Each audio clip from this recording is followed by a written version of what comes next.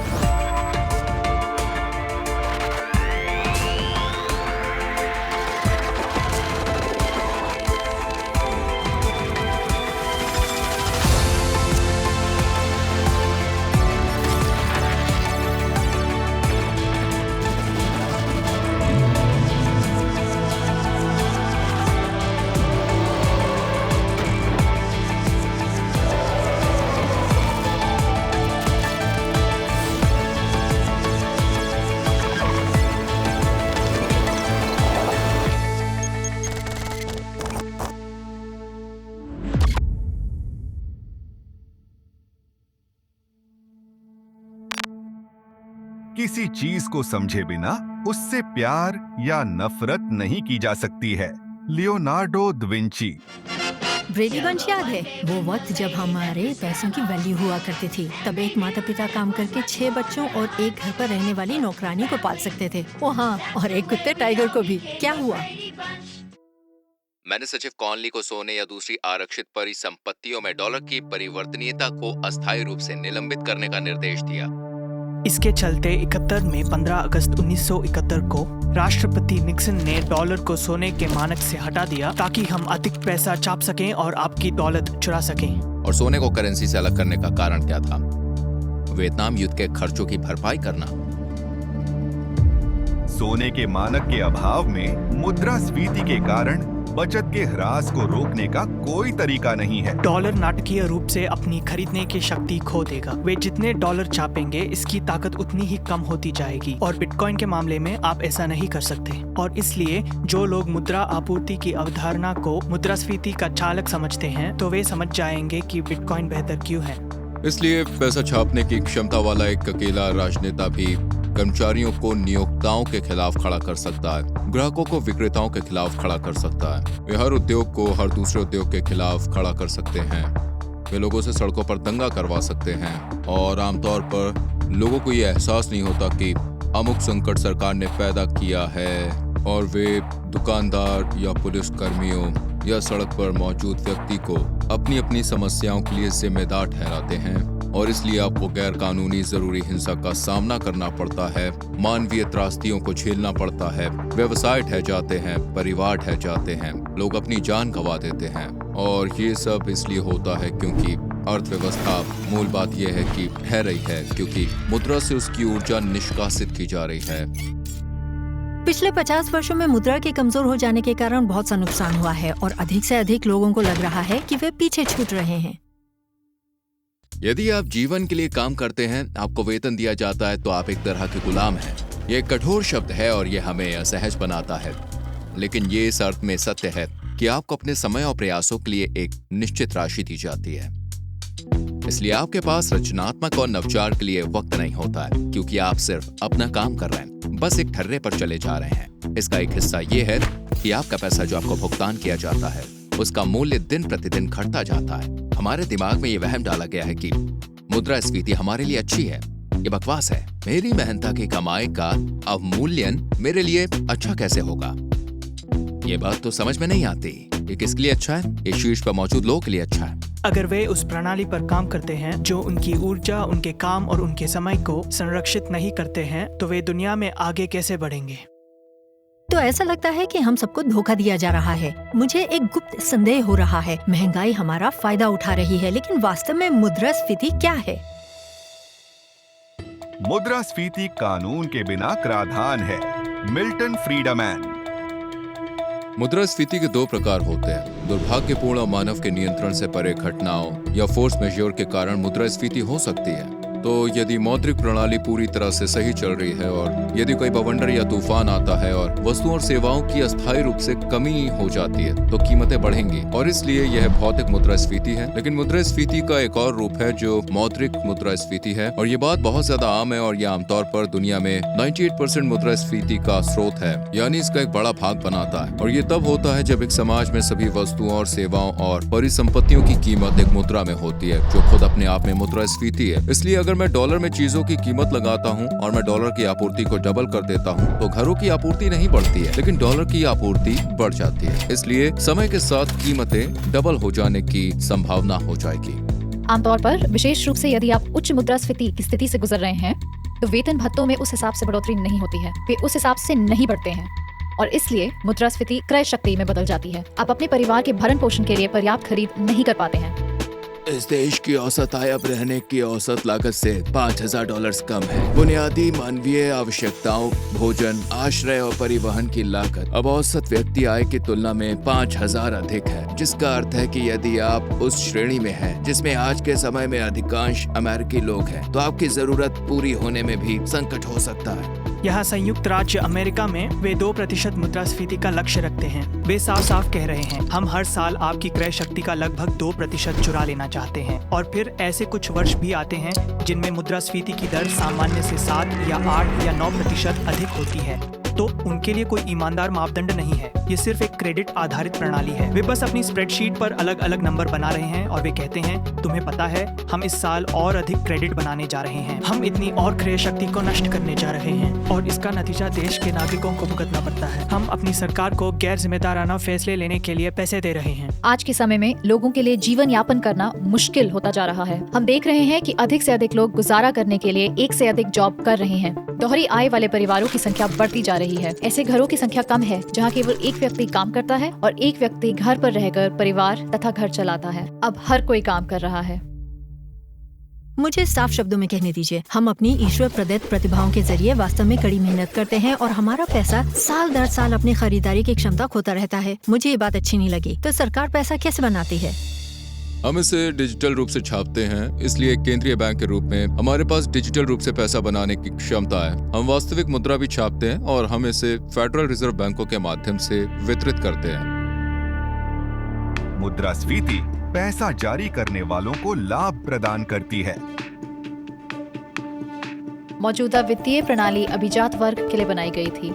इसे यह सुनिश्चित करने के लिए बनाया गया था कि जो लोग संस्थानों को नियंत्रित करते हैं और जिनके पास बड़ी मात्रा में धन है, वे सामान्य वर्किंग क्लास के नागरिकों की कीमत पर और अधिक पैसा बना सकते हैं। मौजूदा वित्तीय प्रणाली को बहुत कम लोगों के वर्ग की संपत्ति को बढ़ाने के लिए डिजाइन किया गया था। यही कारण है कि यह बहुत कम लोगों का वर्ग बाकी लोगों को बिटकॉइन का उपयोग करने से हतोत्साहित करने के लिए हर संभव प्रयास करता है, क्योंकि वे ये जानते हैं कि वे सदियों से अपने पास मौजूद विशेष अधिकार को खो देंगे। इसलिए हम ये बताने के लिए पैसों पर भरोसा नहीं कर सकते हैं कि हम कितना मूल्य बनाते हैं। इसलिए ये देखना मुश्किल नहीं है कि हम इस दुनिया से एक ऐसी दुनिया में कैसे जाते हैं जहां बहुत से लोग ये भी नहीं जानते कि वे दुनिया के लिए कितने मूल्यवान हैं। और इससे दुनिया के आक्रांताओं के लिए ये कहना आसान हो जाता है, तुम्हें पता है आप कितने मूल्यवान हैं, यह हम आपको बताएंगे। एक व्यक्ति जो ईमानदारी से मेहनत करता है और ईमानदारी से पूरे दिन काम करता है, वह एक ऐसे वेतन का हकदार है जो उसे बुनियादी मानक पर अपनी जीवन शैली को बनाए रखने की अनुमति देता है। और अगर ऐसा नहीं हो रहा है तो हमारे आर्थिक ढांचे के काम करने के तरीके में कोई समस्या है। और बहुत सारे लोग हैं जो उस मानक को पूरा करने के लिए कई नौकरियां करते हैं और शायद यह भी एक समस्या का संकेत ही है। खुद को ऐसी स्थिति में रखना अच्छा प्रबंधन नहीं है जहाँ मैं इतना खर्च ले लूँ कि खुद का जीवन यापन सही तरीके से न कर पाऊँ। और हमारे आसपास ऐसी समस्या वाले लोग आसानी से देखने को मिल और ऐसे लोग भी देखने को मिल जाएंगे जो कुछ मायने में इस विचार को बढ़ावा देते हैं कि आप इस तरह से रह सकते हैं।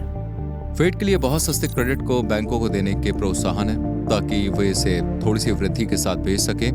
क्योंकि ये उनके लिए लाभकारी है, और फिर उस क्रेडिट को अपेक्षाकृत सस्ते में पेश करें, और इसके परिणाम स्वरूप वे हर अमेरिकी और दुनिया के किसी भी अन्य व्यक्ति को जो पश्चिमी बैंकिंग प्रणाली से जुड़ा है कर्ज के गुलाम या अनुबंधित सेवक बना सकते हैं। ये सिर्फ उस प्रणाली का प्रोत्साहन है जो आज हमारे पास है।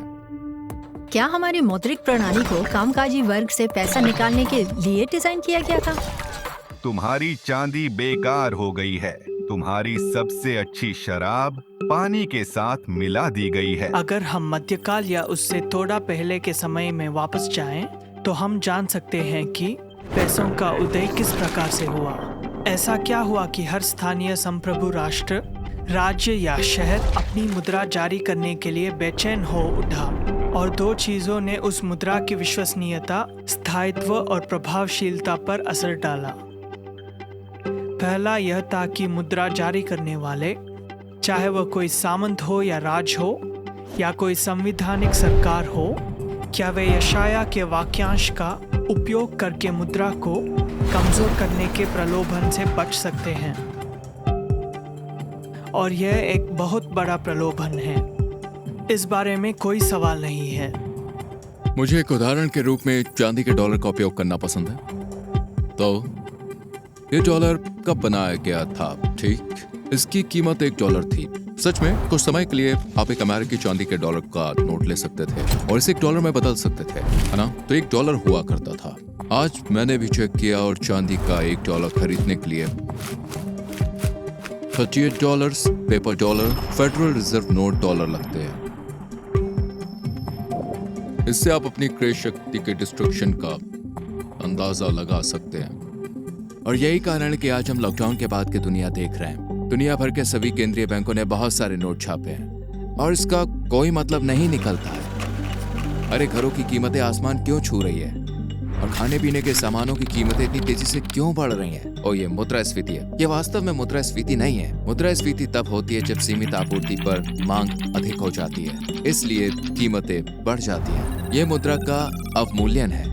तो वजन और माप का तरीका हुआ करता था जिसमें आप कहते थे, अगर मुझे किसी चीज का पाउंड मिला तो मैं आपको इसका 1 पाउंड या समक्ष दूंगा। और शास्त्रों में विशेष रूप से व्यवस्था विवरण, लेव्य व्यवस्था और मूसा की कानूनी किताबों में और फिर बाद में यशाया की किताब और नीति वचन में सचमुच एक चेतावनी दी गई है। वे शराब को पानी से पतला करने जैसे रूपकों का उपयोग करके इस बारे में बात करते हैं। मेरा मतलब है मुद्रास्फीति की नीति की छवि कैसी है, जिसमें आप अर्थव्यवस्था में पैसे की मात्रा बढ़ा देते हैं क्योंकि आपके पास पैसे छापने पर नियंत्रण होता है। दुर्भाग्य से जैसा कि सरकारें उस मुद्रा के मूल्य को संरक्षित करने के संबंध में सभी नैतिकता से पल्ला झाड़ लेती हैं जिसके लिए वे नियंत्रण और जिम्मेदारी का प्रयोग करती हैं, इस तरह की स्थिरता पर भरोसा करना तेजी से असंभव हो रहा है। और इसी परिप्रेक्ष्य में हम सोचते हैं कि बिटकॉइन एक निवेश माध्यम है या एक विनिमय माध्यम है, या शायद हमें इसे दोनों के रूप में देखना चाहिए। डॉलर हमारी मुद्रा है, लेकिन यह आपकी समस्या है। John Conley. आपके और मेरे बीच एक डॉलर प्रिंटिंग मशीन लगाने और कुछ नकली $100 के नोट छापने और बाहर जाने और उन्हें दुनिया में ले जाने और वस्तुओं और सेवाओं के लिए व्यापार करने की कोशिश करने में कोई वास्तविक तकनीकी अंतर नहीं है। आपके और मेरे द्वारा ऐसा करने में और फेडरल रिजर्व द्वारा $1 ट्रिलियन के पैमाने पर ऐसा करने में कोई अंतर नहीं है। ये अमीरों के अमीर बनने और गरीबों के गरीब होने में मुख्य योगदानकर्ताओं में से एक है। फिएट मुद्रा के बारे में विशेष रूप से आपत्तिजनक बात यह है कि यह नीति निर्माण के नाम पर चोरी को छिपा सकती है कि एल्गोरिदम पर आधारित इलेक्ट्रॉनिक मुद्राएं ऐसा नहीं कर सकती। यदि आप औसत नागरिक के बारे में सोचते हैं तो अपने जीवन की योजना बनाना बहुत मुश्किल है। अगर मुझे नहीं पता कि केंद्रीय बैंक अगले महीने क्या करने जा रहा है, अगले साल, 5 साल बाद या 10 साल बाद की तो बात ही छोड़ दें। मुझे बेबी बूमर्स का उदाहरण देना पसंद है ना? बेबी बूमर्स जब हम छोटे थे तो हमें लगता था कि $5 लाख की रकम रिटायर होने के लिए एक बेहतरीन राशि होगी, और अब अचानक ऐसा लगता है कि $5 लाख की राशि तो रिटायरमेंट के लिए बहुत ही छोटी रकम है।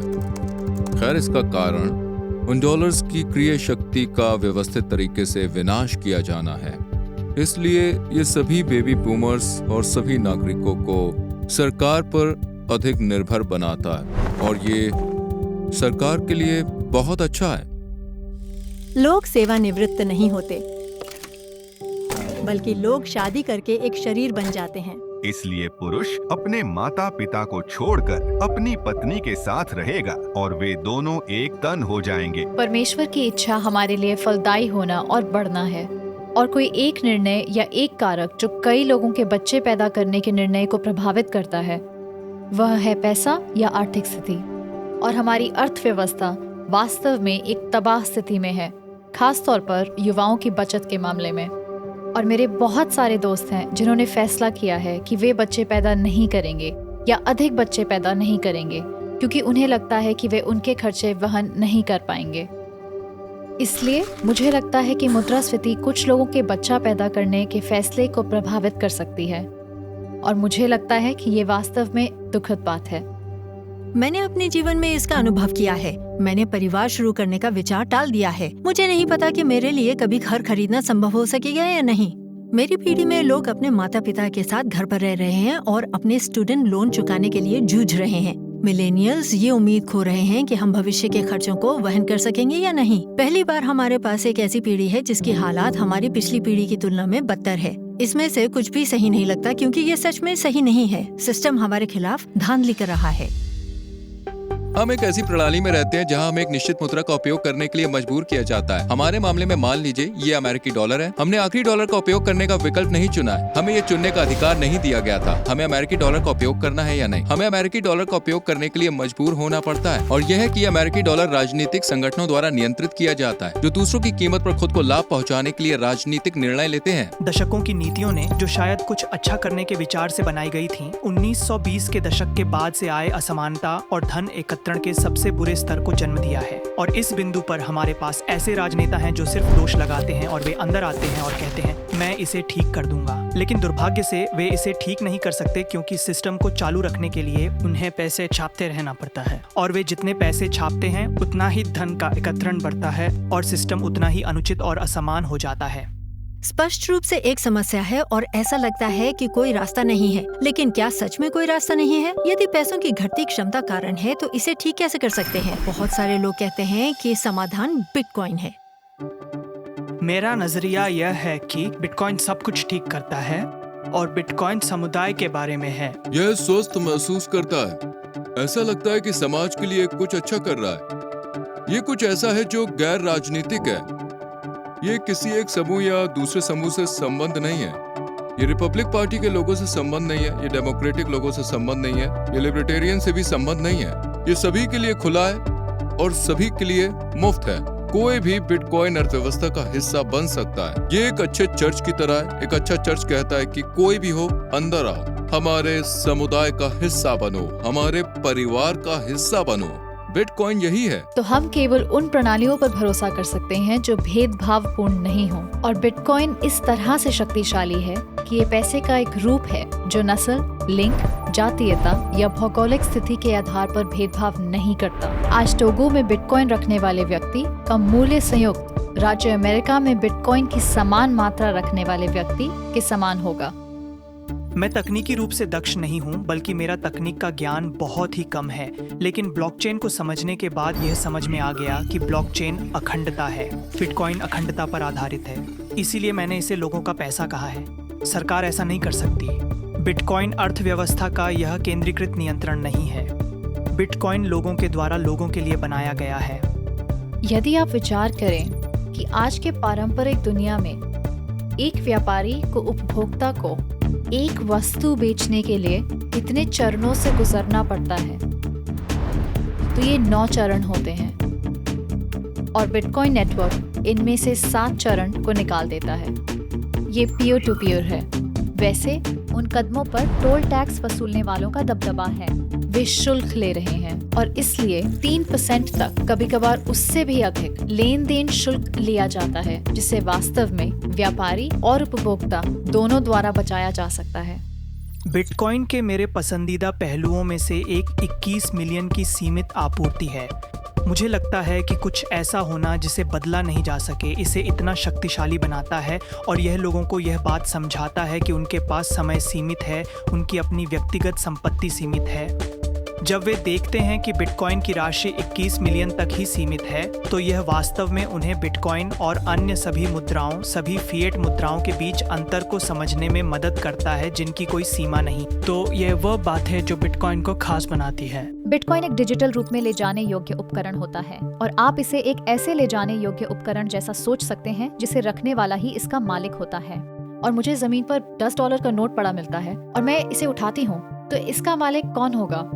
बिल्कुल मैं, क्योंकि अभी ये मेरे पास है। अगर मैं इसे आपको दे दूं, तो अब इसका मालिक कौन होगा? आप ही होंगे, क्योंकि अब ये आपके पास है। इसे ही ले जाने योग्य उपकरण कहते हैं। जिसके पास है वही मालिक है। हम डिजिटल दुनिया में ऐसा कैसे कर सकते हैं? खैर, बिटकॉइन से पहले ये संभव नहीं था, क्योंकि बिटकॉइन दोहरे खर्च की समस्या को हल करता है। एक परिस्थिति के बारे में सोचें। आप अपने फोन पर एक तस्वीर लेते हैं और अपने दोस्त को एक तस्वीर भेजते हैं। आपके पास अभी भी वह तस्वीर आपके फोन पर है और फिर आपके दोस्त के फोन पर उनके पास उस तस्वीर की एक कॉपी है।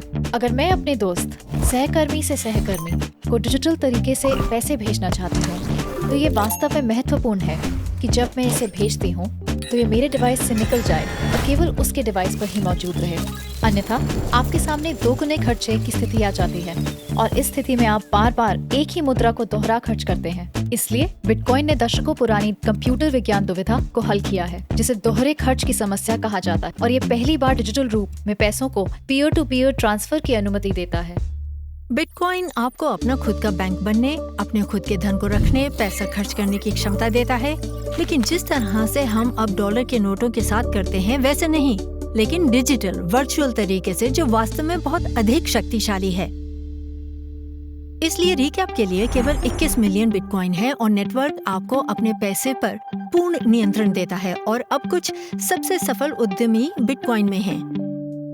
यदि आप देखते हैं कि सोना क्या है, तो चलिए वहीं से शुरू करते हैं। कोई भी सोने की छड़ लेकर नहीं चलता है, लेकिन कुछ लोग कैश के मुकाबले सोना रखना अधिक पसंद करते हैं। लेकिन सच ये है कि कोई भी वास्तव में सोने का मालिक नहीं है ना? वे भौतिक रूप से इसके मालिक नहीं है। कुछ लोग के पास सिक्के होते हैं, लेकिन ये एक उपवाद है, और इसलिए सोना वास्तव में सिर्फ एक डिजिटल लेन देन है, जिसे कहीं ना कहीं एक लेजर पर संग्रहित किया जाता है। फेड लेजर पर होता है, जहाँ ये एक पारंपरिक डेटाबेस होता है, जहाँ आप सोना खरीद रहे होते हैं निवेश बैंक से या ऐसे ही किसी से। ऐसे बहुत सारे लंबवत एकीकृत संगठन हैं जो आपकी पहुंच और वितरण और पारंपरिक सोने के स्वामित्व का उपयोग करने की आपकी क्षमता को नियंत्रित करते हैं। बिटकॉइन बहुत सारे मामलों में ऐसा ही है, बस उसका स्वामित्व एक वॉलेट में संग्रहित किया जाता है। तो यदि आपके पास अपना वॉलेट है, तो बिटकॉइन ब्लॉकचेन पर संग्रहित किया जाता है। डॉलर एक अच्छा मूल्य संरक्षण नहीं है, क्योंकि हमें यह भरोसा करना होता है कि सरकार और अधिक नोट नहीं छापेगी। सोने के मामले में कोई भी सोने के उत्पादन को नियंत्रित नहीं करता है। सोना काम की तरह की संपत्ति का एक प्रमाण है, जहां आपको इसे जमीन से खोदना होगा, और बिटकॉइन में भी ऐसी ही विशेषताएं पाई जाती हैं। बिटकॉइन मूल्य से संरक्षण के रूप में ये बहुत अच्छा है, क्योंकि आप इसे अपने वॉलेट में रख सकते हैं। आप इसे कोल्ड कैरी कर सकते हैं, जो एक बड़ा लाभ है। आप दुनिया में कहीं भी हो इसे ट्रांसफर कर सकते हैं या इसका इस्तेमाल कर सकते हैं, ये इसका एक बड़ा लाभ है। आप इसे कुछ ही सेकंड्स में दूसरों को ट्रांसफर कर सकते हैं या इसे दूसरों से खरीद सकते हैं, ये एक बड़ा लाभ है। और आप इसे बहुत सारे मामलों में भुगतान के तरीके के रूप में ट्रांसफर कर सकते हैं, और ये एक बहुत बड़ा लाभ है। ये सभी लाभ कानूनन मान्य हैं और लोगों को इसका उपयोग करने का अच्छा कारण प्रदान करते हैं। और अगर आप स्पेकुलेटर हैं या आप इसे विशुद्ध रूप से मूल्य के संरक्षण या भंडारण के रूप में उपयोग कर रहे हैं, तो इसे ट्रेड करना, स्टोर करना, खरीदना और बेचना आसान है।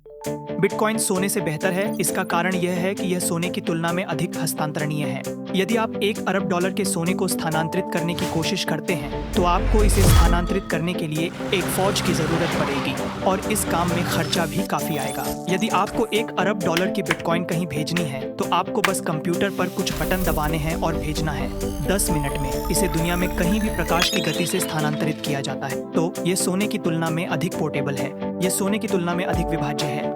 तो आप बिटकॉइन को 8 दशमलव अंकों तक विभाजित कर सकते हैं। तो सबसे छोटी इकाई को सातोशी कहा जाता है। तो ये अधिक विभाज्य है। आपको कॉफी के लिए भुगतान करना है, और ऐसा करने के लिए यदि आप सोने की छड़ या सोने के सिक्के को विभाजित करना चाहते हैं, तो आप ऐसा नहीं कर सकते हैं। इसलिए यह सोने की तुलना में अधिक विभाज्य, अधिक पोर्टेबल और अधिक सत्यापित है। सोने का सत्यापन करना कठिन है, बिटकॉइन को सत्यापित करना आसान है। आपको बस ब्लॉकचेन एक्सप्लोरर में की टाइप करनी है और आप बिटकॉइन को सत्यापित कर सकेंगे। स्पष्ट शब्दों में कहें तो बिटकॉइन एक डिजिटल संपत्ति है जो इंटरनेट के माध्यम से बिना किसी तीसरे पक्ष जैसे बैंक या क्रेडिट कार्ड कंपनी के लेन देन को मंजूरी देती है। ठीक है, चलो थोड़ा और विस्तार से जानते हैं। आपने शायद ब्लॉकचेन शब्द के बारे में सुना होगा, तो ब्लॉकचेन क्या है? बिटकॉइन एक लेजर को संदर्भित करता है, इसलिए बिटकॉइन ब्लॉकचेन एक लेन देन की किताब है जहां नेटवर्क में शामिल सभी कंप्यूटरों को उस खाते में एक ब्लॉक जोड़ने के लिए सहमत होना पड़ता है। इसलिए यह अनिवार्य रूप से ब्लॉकों की एक श्रृंखला है जिसमें प्रत्येक में बिटकॉइन नेटवर्क पर लेन देन की एक सूची होती है और पूरा समुदाय अनिवार्य रूप से पूरा नेटवर्क यह सत्यापित करता है कि वे लेन देन सटीक हैं। डिजिटल लेजर की अवधारणा अधिक समझ में आएगी यदि हमें ये स्पष्ट रूप से समझ में आए कि लेजर कैसे काम करते हैं। लेजर कोई नई अवधारणा नहीं है। इसका उल्लेख 11वीं शताब्दी से मिलना शुरू हो जाता है और 14वीं और 15वीं शताब्दी में पुनर्जागरण के दौरान फ्लोरेंस, इटली में इसने लोकप्रियता प्राप्त की थी। ये बस वही तरीका है जिससे हम पिछले लगभग 1000 वर्षों से रिकॉर्ड रखते आ रहे हैं कि किसके पास क्या है। उदाहरण के लिए, जब आप अपने बैंक खाते में पैसे जमा करते हैं तो आपके लेजर के दाएं साइड में क्रेडिट कार्ड दिया जाता है। इसी प्रकार बैंक अपने लेजर के बाईं साइड में डेबिट दर्ज करते हैं क्योंकि यह जमा उन पर उधार है और आप इसे कभी भी निकाल सकते हैं। है ना आसान? जब आप अपने बैंक खाते में जमा पैसों से कुछ खरीदना चाहते हैं तो ये थोड़ा अधिक जटिल हो जाता है। अब बैंक और स्टोर को आपके बैंक खाते के स्टोर के बैंक खाते से मिलाना पड़ता है ताकि पैसों को स्थानांतरित किया जा सके, क्योंकि उनके पास अपने अपने लेजर्स होते हैं और आपके लेजर को उनके लेजर के साथ मिलाना पड़ता है, जिसमें कुछ दिन लग सकते हैं या क्रेडिट कार्ड की तरह 30 दिन तक भी लग सकते हैं। अब हर दिन अरबों लोग कुछ न कुछ खरीदने के लिए पैसे स्थानांतरित करते हैं। हर समय को उससे गुणा करके देखें और याद रखें, बैंक दोनों पक्षों से फीस लेते हैं। हर साल इस तरह के अरबों डॉलर्स के लेन देन होते हैं। इसे आपको और स्टोर वालों को भरना पड़ता है। बिटकॉइन की खूबसूरती ये है कि एक सार्वभौमिक लेजर है जो हर 10 मिनट में अपडेट और विश्व भर में वितरित किया जाता है। सबसे अच्छी बात यह है कि इसके लिए बैंक की तरह किसी बिचौलिए की जरूरत नहीं है, जिससे आपको अपने पैसों पर पूरा नियंत्रण मिलता है। अब जब आपको डिजिटल लेजर समझ में आ रहे हैं तो आप सोच रहे होंगे कि आप ब्लॉकचेन पर अपने बिटकॉइन को कैसे सुरक्षित रखते हैं। ब्लॉकचेन पर बिटकॉइन स्टोर करने का तरीका एक लॉकर सिस्टम की तरह होता है। आपके हाई स्कूल में आपके पास एक लॉकर था और आपके लॉकर का एक सार्वजनिक पता था, जैसे कि मेरा लॉकर C19 था और मैं वो पता सभी को दे सकता था। ये मेरा सार्वजनिक पता है, लेकिन चाबी केवल मेरे पास है, यानी प्राइवेट की। मेरे बिटकॉइन या क्रिप्टो करेंसी को सुरक्षित करना भी ऐसा ही होगा, जहां आपके पास एक ब्लॉकचेन होता है जो इस डिजिटल लॉकर सिस्टम की तरह होता है और एक सार्वजनिक पता होता है। सभी लोग उस पते को जान सकते हैं और कोई भी उस पते में जमा कर सकता है, लेकिन केवल मेरे पास उस लॉकर को अनलॉक करने की चाबी या की होती है। और जहां आप अपनी चाबी स्टोर कर रहे हैं, वहां आमतौर पर एक गुप्त वाक्यांश होता है जिसे आपको एक सुरक्षित स्थान पर रखना होता है, जो आपकी गुप्त चाबी बनाने के लिए उपयोग किया जाता है। जिस तरह से अधिकांश लोग इसे संग्रहित करते हैं वह एक निमोनिक वाक्यांश कहा जाता है, और आपने शायद यह देखा होगा कि यह आमतौर पर या तो 12 या 24 शब्दों का वाक्यांश होता है और उनमें से प्रत्येक शब्द एक विशिष्ट शब्द सूची से आता है। और जब आप उन शब्दों को एक साथ रखते हैं जो जात ब्रह्मांड में परमाणुओं की संख्या के करीब होती है, इस प्रकार हम वहां एक विशाल मात्रा में यादृच्छिकता स्टोर कर रहे हैं जो इसमें गणनात्मक रूप से सेंध मारना असंभव बना देती है, और यही वह हिस्सा है जिसे आपको सुरक्षित रखना होता है। तो अब तक काफी जानकारी दे दी है, इसको सरल भाषा में बताते हैं। बिटकॉइन जटिल लग सकता है, साथ ही मैं तर्क करूंगा कि असल में अगर आप इसके आंतरिक तंत्र को देखें कि बैंक लेन देन किस प्रकार सेटल करते हैं, लेकिन अधिकांश लोग इसकी परवाह नहीं करते, है ना। पारंपरिक वित्त में आप बटन दबाते हैं, पैसा कहीं चला जाता है और बस मेरे वॉलेट में आ जाता है, और कोई नहीं पूछता कि आखिर बिंदु ए से बिंदु बी तक कैसे पहुंचा। बिटकॉइन नया है और मुझे लगता है कि बिटकॉइन ब्लॉकचेन पर भरोसा, साथ ही लंबे समय तक चलने वाली तकनीक और सॉफ्टवेयर के दीर्घकालीन सफलता को देखते हुए इस पर लोग सवाल पूछना बंद कर देंगे। ये बहुत सामान्य हो जाएगा। चलिए अंत में बिटकॉइन की एक साधारण परिभाषा जानते हैं। तो बिटकॉइन क्या है? बिटकॉइन एक सॉफ्टवेयर है जो दो पक्षों को इंटरनेट पर पारदर्शी और विश्वास रहित तरीके से मूल्य का आदान प्रदान करने की अनुमति देता है, जो एक ईमेल भेजने जितना आसान होता है। हम किसी भी सरकार या बैंक की अनुमति के बिना इंटरनेट के माध्यम से बिटकॉइन को पैसे के रूप में भेजने के लिए स्वतंत्र हैं। लेकिन आप सोच रहे होंगे कि बिटकॉइन और CBDC के बीच क्या अंतर है, जिसके बारे में आप सुन रहे हैं। सब्सिडी क्या है? ये केंद्रीय बैंक की डिजिटल मुद्रा है।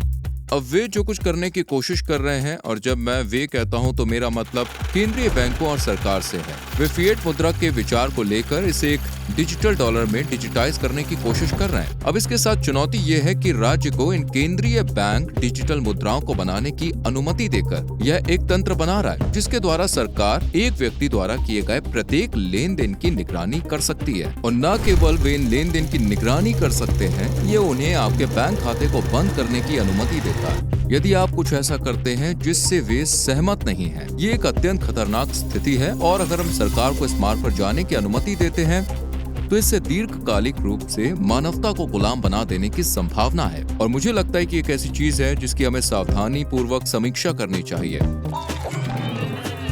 क्योंकि अगर हम CBDC के मार्ग पर चलते हैं और सरकार को इस तरह का नियंत्रण देने की अनुमति देते हैं तो यह अभूतपूर्व होगा। यही वजह है कि हमें इसे किसी भी कीमत पर टालना चाहिए और बिटकॉइन जैसे कठोर मुद्रा मानक पर टिके रहना चाहिए। केंद्रीय बैंक सचमुच किसी भी लेन देन को रद्द करने की स्थिति में आ जाएंगे। ये अनुमत होगा, न कि अनुमतिहीन। और ये एक बात है कि मास्टर कार्ड को पता हो कि उन्होंने पिछले साल वॉलमार्ट को कितना भुगतान किया, लेकिन दूसरी बात है कि वे दुनिया को ये बताएं कि आपने पिछले साल वॉलमार्ट में कितना भुगतान किया। और यह एक पूरी तरह से अलग स्तर की असहज स्थिति हो जाएगी अगर वे यह भी बता दें कि आपने पिछले साल वॉलमार्ट से कौन सी चीजें खरीदी। और मुझे लगता है कि लोग आमतौर पर समझते हैं कि यहाँ पर प्राइवेसी का मुद्दा दांव पर है। मुझे लगता है कि पैसे का भविष्य वास्तव में आज की सबसे महत्वपूर्ण नीतिगत बहस में से एक है। और जब आप सोचते हैं कि लोग एक केंद्रीय बैंक डिजिटल मुद्रा की तरह ऑनरवेलियन निगरानी राज्य मुद्रा प्रणाली के साथ कहाँ जा सकते हैं, तो यह वास्तव में एक अच्छा बनाम बुराई है, और बिटकॉइन इस मामले में अच्छाई है।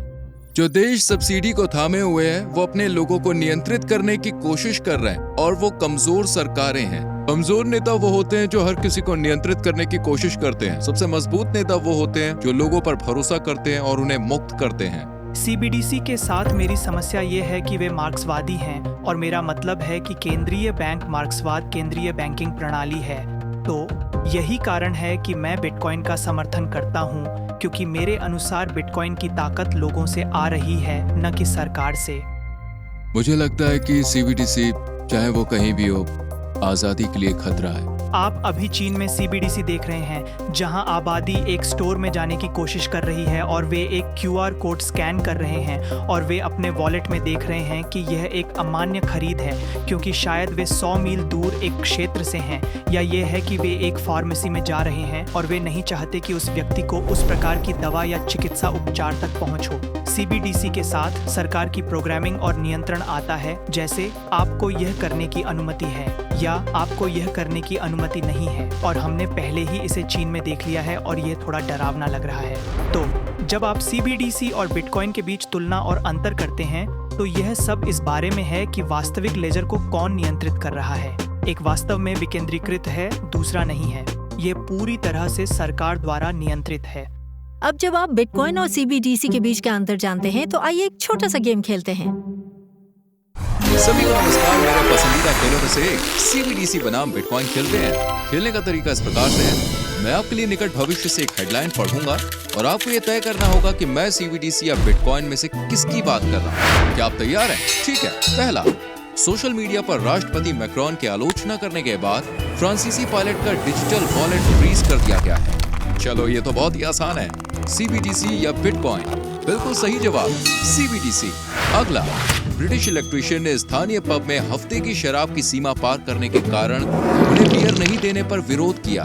क्या होगा, CBDC, बिटकॉइन? खैर बेशक ये एक CBDC होगा। ठीक है, आखिरी, क्या आप तैयार हैं? क्या मुझे ड्रम रोल मिल सकता है? चीनी आक्रमण के बाद ताइवान के नागरिक अपने पास मौजूद बचत लेकर भाग जाते हैं। सीमा रक्षक उनकी संपत्ति जब्त नहीं कर पा रहे हैं। तो बताओ, CBDC या बिटकॉइन? ये सही है, जीत के लिए बिटकॉइन। आज हमसे जुड़ने के लिए धन्यवाद दोस्तों। नेटली वापस तुम्हारी बारी। उम्मीद है कि अब तक आप ज्यादा आश्वस्त महसूस कर रहे होंगे। चलिए इस विचार पर वापस आते हैं कि बिटकॉइन सब कुछ ठीक करता है, और देखते हैं कि वास्तव में ये क्या ठीक कर सकता है। मुझे लगता है कि बिटकॉइन के लिए एक नैतिक मामला बनाया जा रहा है, क्योंकि यह अंतिम उपभोक्ता के लिए, नागरिकों के लिए है। यह स्थिर रूप है जिसे चोरी या खराब नहीं किया जा सकता है। इसमें हेरफेर या अवस्फीति भी संभव नहीं है, और इसलिए एक व्यक्ति के लिए यह बहुत अच्छी बात है। निश्चित रूप से इससे कुछ सरकारों को जरूर फायदा नहीं मिलेगा, जो मात्र एक कलम चलाकर या बंदूक की नोक पर अपने नागरिकों के बैंक खाते फ्रीज करने की क्षमता चाहती है। तो राजनेता आपको वादा करते हैं कि आपके घरों की कीमत बढ़ा देंगे ताकि आप उन्हें एटीएम की तरह इस्तेमाल कर सकें और उनसे मूल्य निकाल सकें, कि आपको सस्ते कर्ज मिलेंगे, सस्ती लीज पर कारें और सस्ते मोबाइल फोन मिलेंगे और आप बस फालतू में खर्च करते रहेंगे, उधार लेते रहेंगे, खर्च करते रहेंगे और उपभोग करते रहेंगे। ये टिकाऊ नहीं है, ये मानव सद्भाव के लिए टिकाऊ नहीं है, ये ग्राहक के लिए टिकाऊ नहीं है। ये एक निराशाजनक मार्केट वाले समाज की ओर बढ़ता है, जहाँ की असल में अनुभव की गई कीमतों के स्थान पर सकल घरेलू उत्पाद और एक्सचेंज वैल्यू की माप होती है, और असल में अनुभव की गई कीमतें लोगों के लिए ज्यादा मायने रखती हैं। जीडीपी में हम न तो साक्षरता दर, न आत्महत्या दर, न तलाक दर, न खुशी और न प्रदूषण को मापते हैं, हम सिर्फ विनिमय मूल्य को देखते हैं। तो जब तक राजनेता ये कहते रहेंगे कि जीडीपी बढ़ रही है तो सब कुछ सही है। यह मानव समाज के लिए एक बड़ी समस्या है और यह हमारी आर्थिक व्यवस्था के लिए टिकाऊ नहीं है। इसलिए मुझे लगता है कि यह अत्यंत जरूरी बन जाता है कि हम अपनी वित्तीय और मौद्रिक प्रणाली के लिए एक बुनियादी बदलाव के रूप में पैसे के एक मजबूत और स्थायी फॉर्म पर सोचना शुरू कर दें, क्योंकि यह हमें वापस एक मजबूत स्थिति में लाएगा। ये सब हमें ब्रेडी बंच के दिनों में कैसे वापस लाता है। एक परिवार वास्तव में एक ही आय से जी सकता है और एक संतुलित जीवन यापन कर सकता है। बिटकॉइन जीवन को फिर से किफायती बना सकता है और हमें अपने भविष्य की योजना बनाने की अनुमति दे सकता है। कल्पना करें, अगर पैसे की वैल्यू बनी रहे तो हमारे पास कितनी आजादी होगी। मुझे लगता है कि मूल्य की संचिति एक बहुत ही दिलचस्प अवधारणा है, जिसे लोग अंततः समझने की कोशिश कर रहे हैं कि मैं अपनी मेहनत के बदले में प्राप्त किए गए आर्थिक मूल्य को कहां रख सकता हूं। और मेरी चाह सिर्फ यह नहीं है कि यह समय के साथ चली न जाए, बल्कि समय के साथ इसके मूल्य में वृद्धि होनी चाहिए। और मुझे लगता है कि बिटकॉइन पिछले 15 वर्षों में ग्रह पर सबसे अच्छे मूल्य संचयक के रूप में प्रदर्शन करता रहा है। लोग फेड की मौद्रिक सहजता को पैसा छापने के रूप में देखते हैं, और अगर आप पैसे छाप रहे हैं तो इससे मुद्रास्फीति में बढ़ोतरी होगी और इस कारण से ऐसा प्रतीत होगा कि पैसे का मूल्य बढ़ रहा है। अगर आपने अच्छे पैसे यानी साउंड मनी के बारे में नहीं सुना तो आइए जानें कि उस शब्द का वास्तव में क्या अर्थ है। अच्छा, साउंड मनी क्या है? साउंड मनी शब्द की उत्पत्ति तब हुई जब हमने सोने के सिक्कों को मुद्रा के रूप में इस्तेमाल करना शुरू किया। अक्सर अधिक पैसा बनाने के लिए राजा और रानियां सोने के साथ आम सस्ती धातुओं की मिलावट करते थे। इस तरह से वे एक ऐसा सिक्का बना सकते थे जो देखने में शुद्ध सोने जैसा ही लगता था, लेकिन वास्तव में इसमें अशुद्धि मिलाई गई होती है, और इस प्रकार से वो उसी उपलब्ध सोने की मात्रा का प्रयोग करके अधिक सिक्के बना सकते थे। तो 10 औंस सोने से 10 सिक्के बनाने के बजाय अब वे उस 10 औंस सोने को अन्य सस्ती धातुओं के साथ मिलाकर 14 सिक्के बनाते हैं। ये लोगों के पैसों पर चुपके से की गई चोरी थी। जनता इस धोखाधड़ी को समझ गई और अपने सिक्कों की शुद्धता जांचने के लिए एक साधारण लेकिन चतुर तरीका खोज लिया। अगर वे सिक्कों को गिराते तो एक शुद्ध सोने का सिक्का एक अलग आवाज करता था, जबकि एक मिलावटी सिक्का अलग आवाज करता था। आज के समय में जब हम साउंड मनी की बात करते हैं तो इसका तात्पर्य उस पैसे से होता है जिससे धोखाधड़ी ना की जा सके। बिटकॉइन मनुष्य द्वारा बनाए गए पैसों का सबसे अच्छा रूप है, क्योंकि कोई चाहे कितना भी प्रयास कर ले, वो और अधिक बिटकॉइन बनाकर इसकी क्षमता को कम नहीं कर सकता है। पूरे मानव इतिहास के लिए केवल 21 मिलियन ही उपलब्ध होंगे। इसलिए क्योंकि बिटकॉइन को हल्के में प्रिंट नहीं किया जा सकता, ये हमें पैसा देता है जिस पर हम भरोसा कर सकते हैं। ये समावेशी है और दुनिया भर के सभी लोगों के लिए खुला है। यदि आप दुनिया के उन 50% लोगों में से एक हैं जिनके पास बैंक खाता नहीं है, तो आप दुनिया भर की अर्थव्यवस्था से अलग हो जाते हैं। अगर आपके पास क्रेडिट कार्ड या किसी तरह के डिजिटल भुगतान का एक्सेस नहीं है, तो आप इंटरनेट पर शॉपिंग नहीं कर सकते। इसलिए दुनिया भर में बड़ी संख्या में लोग हैं जो वित्तीय प्रणाली से और इस कारण से अपने जीवन की परिस्थितियों में सुधार नहीं कर पा रहे हैं। बिटकॉइन को आखिरकार मौद्रिक प्रणाली और वित्तीय प्रणाली दोनों को बदलने के लिए डिजाइन किया गया है।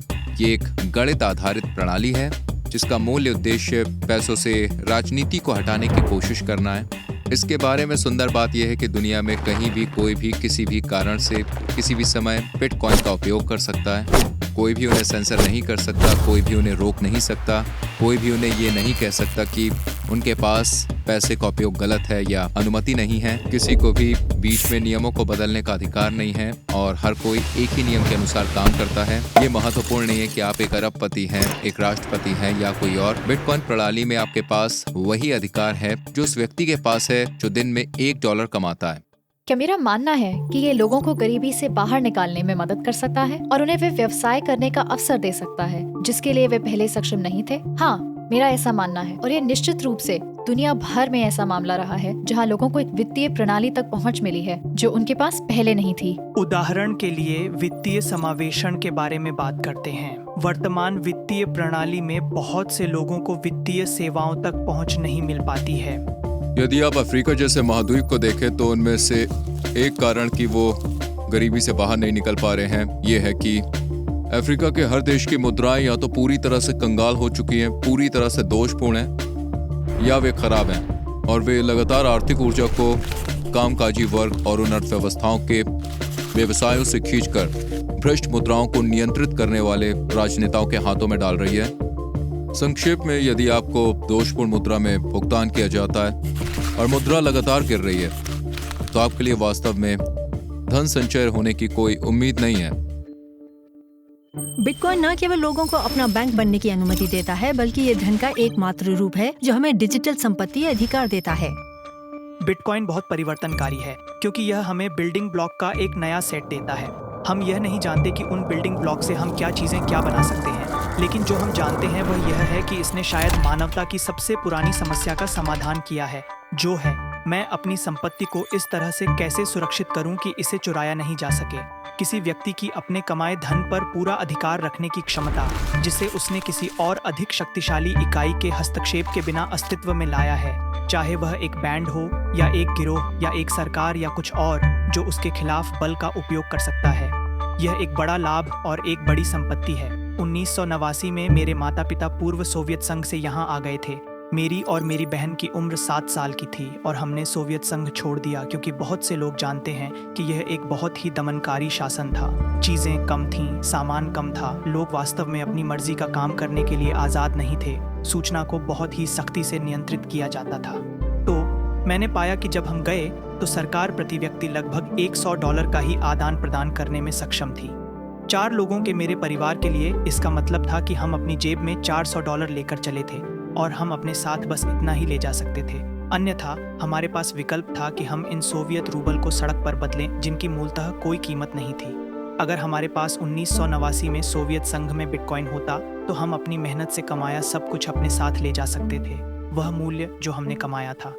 अगर आप एयरपोर्ट पर अपने सारे पैसे लेकर पहुंचते हैं तो किसी भी अन्य राष्ट्र में वे या तो आपको गिरफ्तार कर लेते हैं या आपको वापस भेज देते हैं, या इस बात की अधिक संभावना है कि वे आपके पैसे ले लेते हैं और आपको वापस भेज देते हैं, है ना? अधिकांश देशों में अपने बैग में $1 मिलियन का सोना लेकर एयरपोर्ट से गुजरने की कोशिश करें और देखें कि आप कितनी दूर जा पाते हैं। आप 10,000 से अधिक मूल्य की किसी भी चीज के साथ नहीं चल सकते। सरकारों ने अपने नागरिकों की पूंजी पर कब्जा कर लिया और यदि वे आपकी पूंजी पर कब्जा रखते हुए मुद्रा का उपयोग करने के लिए मजबूर कर सकते हैं तो वे मुद्रा को अधिक आक्रामक रूप से अवमूल्यन करके आपकी पूंजी का जितना चाहें उतना हिस्सा जब्त कर सकते हैं। बिटकॉइन की ताकत इस संतुलन को पलट देती है क्योंकि अब पहली बार आप वास्तव में अपनी पूंजी को हार्डवेयर वॉलेट में या निजी चाबियों के एक सेट में संग्रहित कर सकते हैं। बिटकॉइन की ताकत इस संतुलन को पलट देती है क्योंकि अब पहली बार आप वास्तव में अपनी पूंजी को हार्डवेयर वॉलेट में या निजी चाबियों के एक सेट में संग्रहित कर सकते हैं और आपको इस हवाई अड्डे के माध्यम से या जहाज पर भौतिक रूप से स्थानांतरित करने की जरूरत नहीं है। आप इसे 12 शब्दों के साथ साइबर स्पेस के माध्यम से स्थानांतरित कर सकते हैं। आप एक व्हाट्सएप संदेश के माध्यम से देश के सभी डिजिटल पूंजी भेज सकते हैं। एक प्रसिद्ध कहावत है, एक सशस्त्र समाज एक विनम्र समाज है। जब नागरिकों को निहत्था किया जाता है और बंदूकों का अधिकार केवल सरकार के पास होता है तो कोई व्यक्ति आपकी संपत्ति आसानी से चुरा सकता है। और जब 95% नागरिक भूख से मर रहे होते हैं तब ये कोई समस्या नहीं होती, क्योंकि जब तक 1% लोगों के पास हथियार होते हैं और आप उन 1% को हथियार देते हैं तब आप देश को नियंत्रित कर सकते हैं। और यही उत्तर कोरिया, क्यूबा और जिम्बाब्वे वगैरह जैसे कई देशों में हुआ। बिटकॉइन हर किसी को आर्थिक रूप से हथियारबंद बनाता है, यानी इतिहास में पहली बार आपके पास मुकाबला करने की शक्ति है। आप सच में अपनी आर्थिक ऊर्जा को संग्रहित कर सकते हैं और इसे क्रिप्टोग्राफी और एनक्रिप्टेड ऊर्जा की 300x हैश दीवार के साथ संरक्षित कर सकते हैं और कोई भी मेयर या गवर्नर या देश आपसे इसे जब्त नहीं कर सकता, चाहे उनके पास कितने ही हथियार क्यों ना हो। और फिर क्या होता है, अगर आप ताकत से इसे मुझसे नहीं छीन सकते तो आपको बातचीत करने के लिए मजबूर होना पड़ता है। और इसका मतलब ये है कि सब कुछ खोने के बजाय मैं आपको मीठी बातों से मनाने या बातचीत करके आपको आधा देने के लिए राजी करने की कोशिश करूंगा, और हम इसे टैक्स कहते हैं। अगर हम लोगों को गरीबी से बाहर निकालना चाहते हैं तो हमें उन्हें संपत्ति के अधिकार देने होंगे। हमें उन्हें धन अर्जित करने, व्यवसाय बनाने और उस धन को अपने पास रखने और इसे अपने बच्चों को देने का एक तरीका देने की आवश्यकता है ताकि वे और अधिक धन बना सके। और बिटकॉइन यह सुविधा देता है। बिटकॉइन पहली बार डिजिटल प्रॉपर्टी राइट्स को सक्षम करता है क्योंकि यह दुनिया का पहला डिजिटल ले जाने योग्य उपकरण है। ये लोगों को न केवल स्वामित्व बल्कि नियंत्रण रखने की अनुमति भी देता है। लेकिन एक आजाद समाज के लिए आर्थिक आजादी भी आवश्यक है। यदि आपके पास ये विकल्प नहीं है कि आप अपना पैसा कैसे खर्च करते हैं या कैसे बचाते हैं, तो आप एक आजाद समाज में नहीं रहते हैं। क्रिप्टो करेंसी से पहले आपको कुछ बनाने और उसे इंटरनेट पर डालने के लिए एक बैंक की ज़रूरत होती थी, लेकिन अब हमारे पास इंटरनेट से संबंधित पैसा है जो पूरी दुनिया को वैश्विक अर्थव्यवस्था में भाग लेने की अनुमति देता है। आखिरकार बिटकॉइन अत्याचार से लड़ने, भ्रष्टाचार से लड़ने का एक साधन है। जब आप कुछ लोगों के हाथों से मौद्रिक प्रणाली का नियंत्रण ले लेते हैं और इसे सभी के लिए उपलब्ध कराते हैं, तो यह एक सुरक्षित प्रणाली होती है। बिटकॉइन प्रौद्योगिकी से प्राप्त बहुतायत के मोटे तौर पर समाज में वितरित करने का एक तरीका प्रदान करता है जो मानवता में खराब के बजाय मानवता में सर्वश्रेष्ठ के साथ संरेखित है। बिटकॉइन एक मूल्य है जिसकी पहचान हर कोई कर सकता है और पहले से ही 100 मिलियन लोग उस मूल्य को पहचानते हैं। एक पल ऐसा था जब मैंने बिटकॉइन को एक लेजर पर डाला और मैंने लेजर को देखा और सोचा मेरा पैसा यहाँ है। ये किसी बैंक में नहीं रखा हुआ है जो किसी बैंक के कंगाल होने का इंतजार कर रहा हो या किसी बैंकर को मेरे पैसे से दौलत बनाने की अनुमति दे रहा हो। ये ठीक यहीं पर पड़ा है। मुझे पता है कि मेरा पैसा कहाँ है। मुझे लगता है कि ये किसी भी व्यक्ति को शक्ति देता है। मुझे लगता है कि ये लोगों को शक्ति देता है। यही कारण है कि लोगों को बिटकॉइन में इतनी उम्मीद दिखती है। ये हमें हमारे समय, हमारी ऊर्जा और हमारे जीवन पर नियंत्रण वापस देता है। इसलिए मुझे लगता है कि बिटकॉइन का सबसे परिवर्तनकारी पहलू वास्तव में लगभग एक सामाजिक आर्थिक प्रयोग है। क्या किसी पैसे के सभी उपयोगकर्ता मौद्रिक प्रणाली के नियंत्रणकर्ता हो सकते हैं, है ना? या क्या केवल कुछ मुट्ठी भर चुनिंदा लोग हमें बताएंगे कि हमारी मौद्रिक नीति क्या होनी चाहिए? यदि बिटकॉइन के अधिकांश उपयोगकर्ता और इसे चलाने वाले लोग मौद्रिक नीति को बदलने का निर्णय लेते हैं, तो वे ऐसा कर सकते हैं। बिटकॉइन ने विकेंद्रीकरण और सुरक्षा संबंधी समस्याओं को हल किया है और विकेंद्रीकरण की सुरक्षा संबंधी समस्याओं को हल करने की जो पहल है वो पहली बार हुई है। और जो लोग बिटकॉइन के साथ जुड़े हैं उनके लिए बिटकॉइन का व्हाइट पेपर पढ़ना अक्सर एक महत्वपूर्ण मोड़ होता है। यह एक 9 पृष्ठ का बहुत आसानी से समझ आने वाला दस्तावेज है जो अब के पूरे क्रिप्टो करेंसी इकोसिस्टम की नींव रखता है। मूल विचार यह है कि हमारे पास एक ऐसी वित्तीय प्रणाली हो सकती है जहां व्यक्ति वास्तव में अपने पैसे के नियंत्रक होते हैं। आपको उन सभी बिचौलियों की जरूरत नहीं है जो 2008 की आर्थिक मंदी में समस्या में आ गए थे। जब मैंने इसे एक इंजीनियर के रूप में देखा तो मैंने सोचा, वाह, यह उन सबसे सशक्त चीजों में से एक है जिसकी मैं कल्पना कर सकता था। सबसे जरूरी बात यह है कि मानव व्यवहार को पुनर्गठित करता है, क्योंकि मूल रूप से हजारों वर्षों से ज्यादातर चीजें भरोसेमंद तरीके से हुई हैं। लेन देन करने के लिए आपको किसी न किसी पर भरोसा करना पड़ा। अपनी संपत्ति को भंडारित करने के लिए आपको किसी पर भरोसा करना पड़ा, पर अब आपको इसकी जरूरत नहीं है। आप बिटकॉइन का उपयोग कर सकते हैं और आपको किसी पर भरोसा करने की जरूरत नहीं है। आपको बस एल्गोरिदम पर भरोसा करना है, आपको सॉफ्टवेयर कोड पर भरोसा करना है, आपको सिस्टम पर भरोसा करना है। और इसलिए बिटकॉइन कोड पर आधारित और नियमों पर आधारित एक बहुत ही पारदर्शी प्रणाली है। इसके लिए आपको किसी बैंक पर भरोसा करने की जरूरत नहीं है, आपको सरकार पर भरोसा करने की जरूरत नहीं है, आपको अपने पड़ोसी पर भी भरोसा करने की जरूरत नहीं है। आप इसका इस्तेमाल किसी दुश्मन के साथ व्यापार करने के लिए कर सकते हैं। आप इसका इस्तेमाल किसी दोस्त के साथ व्यापार करने के लिए कर सकते हैं। मुझे लगता है कि तथ्य यह है कि कोई भी बिटकॉइन को नियंत्रित या इसमें हेरफेर नहीं कर सकता है और यहाँ सबके लिए समान नियम होते हैं, यानी कोई नियम नहीं होता। बिटकॉइन में कोई भी विशेष असामान्य लाभ प्राप्त नहीं करता है और यह आज के वर्तमान सिस्टम से अलग है जहां जो लोग पैसे छापने वालों के करीब होते हैं वे सामान्यतः अत्यधिक लाभ उठाते हैं। और इसीलिए मुझे लगता है कि बिटकॉइन इसे अधिक निष्पक्ष और समावेशी प्रणाली बनाकर दुनिया को एक बेहतर जगह बना सकता है। और आज हम जो विभाजन, ध्रुवीकरण और धन का एक ही स्थान पर संग्रहण देख रहे हैं, यह उस समस्या का समाधान कर सकता है। बिटकॉइन बहुत कुछ सही कर सकता है। ये सत्ता में रहने वालों को हमारे पैसे चुराने या हमें चुप कराने में सक्षम होने से भी रोक सकता है।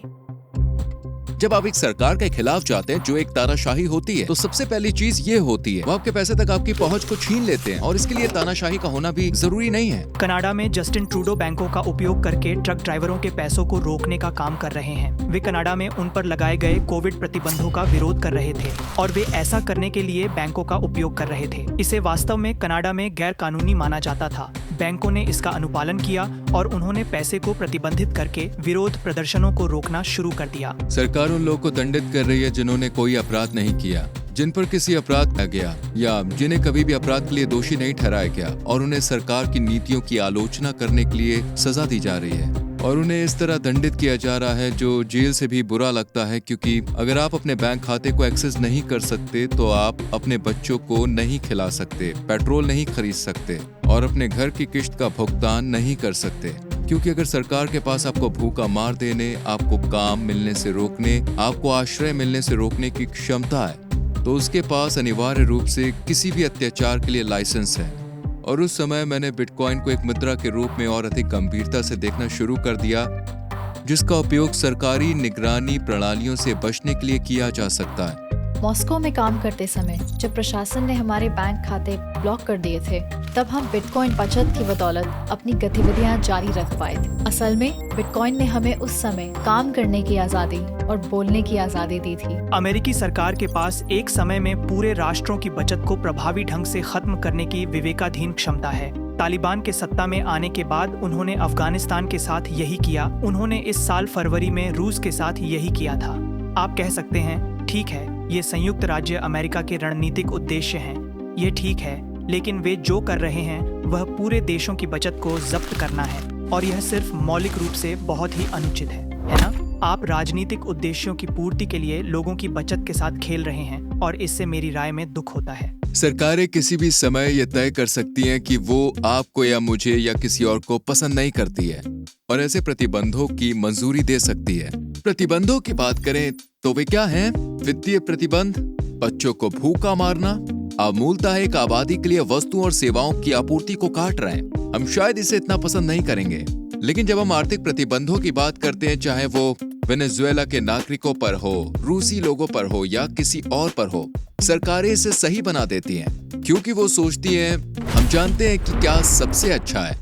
लेकिन किसी को इसलिए सेंसर करना क्योंकि उनके विचार, जीवन शैली या दुनिया के साथ बातचीत करने के तरीके पर एक अलग दृष्टिकोण है, ये वास्तव में हमारा काम नहीं है। तो पेपाल ने एक नीति जारी की जहां उन्होंने कहा, अगर आप ऑनलाइन कुछ ऐसा कहते हैं जो हमें पसंद नहीं है तो इसे गलत सूचना मान लिया जाएगा। निश्चित रूप से, जैसा कि हमें पिछले 2 वर्षों से पता चला है, जो गलत सूचना के रूप में लेबल किया गया था वह वास्तव में सच हो गया। लेकिन अगर आप गलत सूचना देते हैं तो वे आपके अकाउंट से 2500 निकाल सकते हैं। बिल्कुल, उन्हें भारी विरोध का सामना करना पड़ा और उन्होंने कहा यह एक गलती थी। और जो हम कनाडा में देख रहे हैं, पेपाल के साथ देख रहे हैं और बैंकों के साथ देख रहे हैं, वह ये है कि आपका पैसा सच में आपका पैसा नहीं है। और अगर हमारे पास मौद्रिक आधार पर अपने या अपने परिवार के लिए अपना भविष्य निर्धारित करने की क्षमता नहीं है, तो हमारे पास वास्तव में अपने जीवन में किसी भी चीज पर कोई वास्तविक नियंत्रण नहीं है।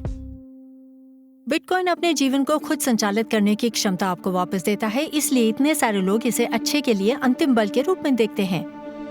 मुझे पूर्ण विश्वास है कि बिटकॉइन पहले से ही दुनिया को एक बेहतर जगह बना रहा है और आने वाले वर्षों में भी ऐसा करना जारी रखेगा।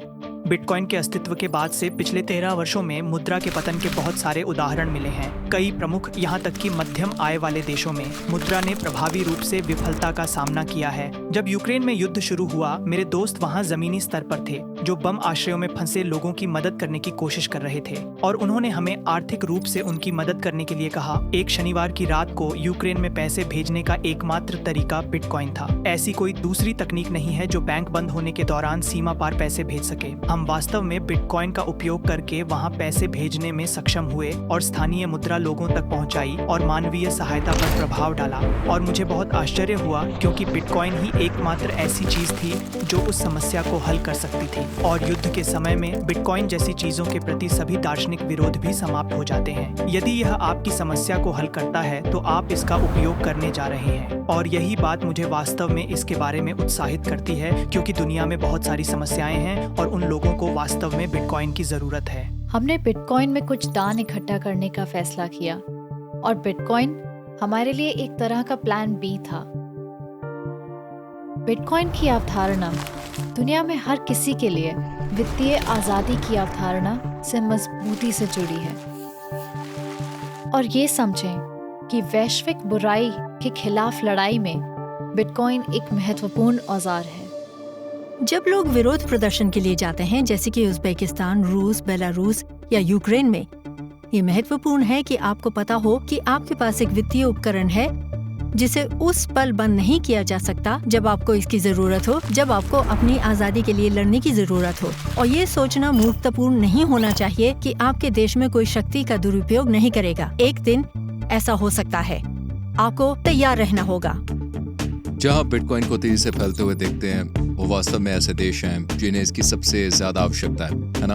अब देख सकते हैं कि एल सल्वाडोर स्वाभाविक क्यों है, क्योंकि उन पर सबसे ज्यादा शोषण हो रहा है। वे आज की एकाधिकार मुद्रा प्रणाली से सबसे दूर हैं, और इसलिए जिन देशों ने हमेशा अति मुद्रास्फीति या तानाशाही देखी है, आप देख रहे हैं कि उनकी जनसंख्याएं इस खुले मौद्रिक प्रोटोकॉल की ओर दौड़ रही हैं, और कोई भी उन्हें रोक नहीं सकता है। यह आजादी है। ये ऐसी जगह हैं जहां सरकार कुछ मायनों में विफल रही है, और इसलिए बहुत सारे आलोचक सोचते हैं, अरे ठीक है, बिटकॉइन कुछ ऐसा है जो अमीर पश्चिमी लोगों को पसंद है और ये जुआ खेलने का साधन है। लेकिन वास्तव में जहां लोगों को इसकी सबसे अधिक जरूरत है, वहां इसे जमीनी स्तर पर अपनाया जा रहा है। और मुझे लगता है कि यह एक बहुत ही शुरुआती डेटा बिंदु है। और इसलिए यदि आप नाइजीरिया में रहते हैं, तो नाइजीरिया में दुनिया में सबसे अधिक बिटकॉइन अपनाने की दर है, यानी 30% से अधिक लोग इसका उपयोग करते हैं। ये वास्तव में पीयर टू पीयर लेन देन करने के लिए एक बहुत ही उपयोगी साधन है। बिटकॉइन को एक विकल्प के रूप में देखें, एक ऐसा पैसा जहां आपको किसी पर भरोसा करने की जरूरत नहीं होती और आप इसे देशों के बीच स्थानांतरित कर सकते हैं, इसे अपने परिवार को भेज सकते हैं। मैंने अर्जेंटीनी लोगों से ढेरों कहानियां सुनी हैं कि वे कैसे बिटकॉइन का उपयोग पूंजी नियंत्रणों से बचने करने के लिए करते हैं। मेरे लोगों को जाने दो। एक्सोडस 5 से 1। मेरे देश पर अफ्रीका के सबसे पुराने सैन्य शासन का कब्जा है। 57 वर्षों से एक ही सरकार सत्ता में है, और ये एक क्रूर तथा कंगाल सैन्य शासन है जो हमें अकल्पनीय दुर्व्यवहार और दर्द तथा नियंत्रण दे रहा है। आंदोलनकारियों और असंतोष व्यक्त करने वाले लोगों को गिरफ्तार किया जाता है, मार दिया जाता है और उनके शव समुद्र में फेंक दिए जाते हैं। अनगिनत कार्यकर्ता जेल में हैं और बिना किसी मुकदमे के वर्षों से जेल में सड़ रहे हैं। कई अन्य लोग गायब हो गए हैं, उनके परिवारों को उनकी लाश भी नहीं मिल पाई, और हजारों लोग देश छोड़कर भाग गए हैं। मेरी तरह निर्वासन में रहते हैं। मैं बिटकॉइन को राजनीतिक, सामाजिक और आर्थिक मुक्ति के उपकरण के रूप में देखती हूँ। इसका कारण ये है कि बिटकॉइन के पीछे की विचारधारा खुद लोगों और नागरिकों को मौद्रिक स्वायत्तता वापस देने की दिशा में है। अब लोग अपने पैसों को नियंत्रित करने और इसके मूल्य का निर्धारण करने के लिए बैंकों और सरकारों पर निर्भर नहीं है। हम ऐसी स्थिति में भी हैं जहाँ हमारे देश के नागरिकों के रूप में हमारे पैसे का हमारी सीमाओं के बाहर कोई मूल्य नहीं है। जब मैं बिटकॉइन को देखती हूँ तो मैं इसे एक ऐसे उपकरण के रूप में देखती हूँ जो हमें इस निरंतर उपनिवेशवादी प्रणाली को समाप्त करने की अनुमति दे सकता है, जिसने हमारे देशों और हमारे लोगों को गुलाम बनाए रखा है। मेरे आंदोलन का लक्ष्य अंततः उस बिंदु तक पहुँचना है जहाँ मेरे लोग स्वतंत्र रूप से और गरिमा में रह सकते हैं, और इसे वित्तीय आजादी के बिना प्राप्त नहीं किया जा सकता है। पुरुषों को उनकी कमाई का हिस्सा मिलता है और महिलाओं को उनकी कमाई का हिस्सा। डिजिटल सिटीजन फंड, जो मेरा गैर लाभकारी संगठन है, हम अफगानिस्तान जैसे विकासशील देशों में युवा महिलाओं और बच्चों को सशक्त बनाने की कोशिश कर रहे हैं।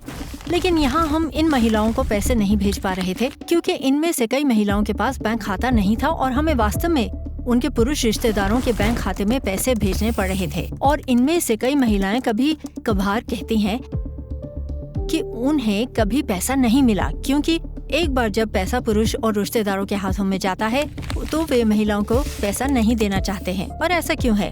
क्योंकि एक रूढ़िवादी समुदायों में कुछ पुरुष महिलाओं के जीवन को नियंत्रित करने की कोशिश कर रहे हैं, और जाहिर है वे कभी नहीं चाहेंगे कि महिलाओं को वित्तीय आजादी मिले। इसलिए हमने बिटकॉइन के बारे में सुना और हमने कहा, वाह, हम बिटकॉइन का उपयोग कर सकते हैं और महिलाओं को सीधे पैसा भेज सकते हैं और उनका अपने पैसों पर नियंत्रण हो सकता है। ये दिलचस्प था और हमने अपने सिस्टम के भीतर एक बिटकॉइन वॉलेट तैनात किया। हमने एक यूजर फ्रेंडली प्लेटफॉर्म बनाया जहां उनके लिए ये पता लगाना बहुत आसान था कि उनका वॉलेट कहाँ है, वे कितना पैसा कमा रही हैं और फिर वे इस पैसे का उपयोग कैसे कर सकती हैं। बिटकॉइन ने हमें भौतिक और सामाजिक बाधाओं को दरकिनार करने में मदद की है। अगर आपके पास सेलफोन और स्मार्टफोन है और आपके पास इंटरनेट की सुविधा है तो हम हर जगह आपका बैंक आपके साथ रख सकते हैं। और यही कारण है कि मुझे लगता है कि बिटकॉइन का जादू है। अच्छा करने की कोशिश करो, न्याय की खोज करो, अत्याचार को सही करो। पूर्वी यूरोप के यहूदियों जब नाजी आए, स्पेन के यहूदियों और इससे पहले 1940 के दशक के अंत और 1950 के दशक की शुरुआत में अरब देशों के यहूदियों के साथ यहूदियों को बड़े पैमाने पर सीरिया से और बड़े पैमाने पर मिस्र से बाहर फेंक दिया गया। उन्हें साथ में कुछ भी नहीं ले जाने दिया गया। हे भगवान, अगर वे अपने डिजिटल वॉलेट अपने साथ ले जा सकते तो कितना अच्छा हो जाता। 3 चीजें लंबे समय तक छुपी नहीं रह सकती: सूर्य, चंद्रमा और सत्य।